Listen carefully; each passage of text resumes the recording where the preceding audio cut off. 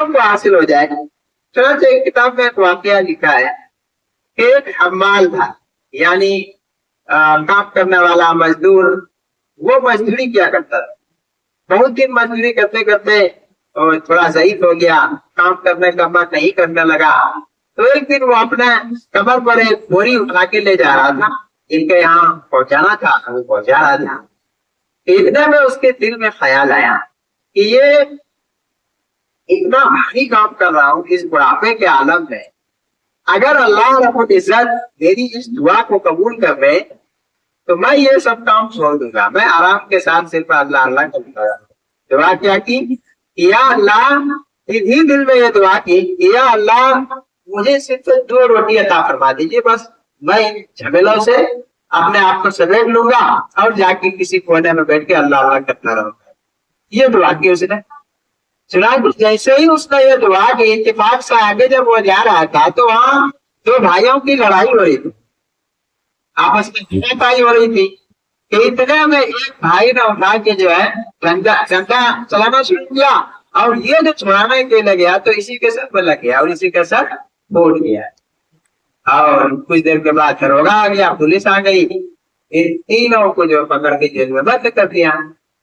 جب جیل میں بند کر دیا تو اب ان کو جو ہے وہاں 2 روٹیاں ملنے لگی، 2 صبح 2 شام میں. تو یہ دل میں یہ سوچتا کہ دعا کیا کی تھی اور قبول کیا ہو گئی.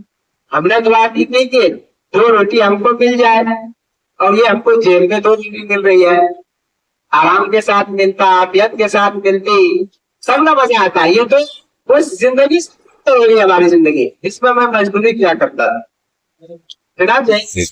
کئی دن جب وہ رہا، اس کو روٹیاں ملتی تھی 2 شام 2 صبح میں، اسی طریقے سے کھا کھا کے ایک دن وہ سویا تو اسے خواب میں آیا ایک آدمی، اور اس نے کہا کہ تمہاری دعا قبول ہوگی.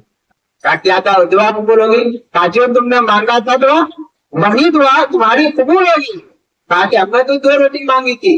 کہا ہاں تم نے 2 ہی روٹی مانگی تھی اور 2 ہی روٹی اللہ نے دیا، لیکن یہ تھوڑی نہ کہا میں نے ہم کو گھر میں 2 روٹی دینا ہے، ہم کو گھر میں 2 روٹی دینا. تم نے تو صرف 2 روٹی مانگی تھی، 2 روٹی کے لیے تمہارے گھر میں جگہ نہیں تھی، جیب میں ہی 2 روٹی کی جگہ تھی، تو یہیں پر تمہاری دعا قبول ہوگی. تم نے عافیت کے ساتھ کہاں مانگا تھا کہ یا اللہ ہم کو 2 ہی روٹی چاہیے، لیکن عافیت چاہیے، امن چاہیے، سکون چاہیے، چین چاہیے.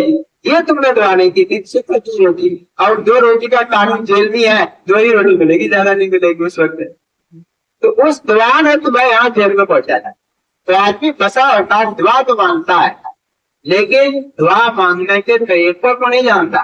نبی پاک صلی اللہ علیہ وسلم کے جو طریقے، جو عنوانات اور جو اس کے مانگنے کی کس طریقے سے انسان کو مانگنا چاہیے وہ انداز نہیں جانتا ہے، اس کی بنا پر وہ دنیا میں سزا بھگتتا ہے.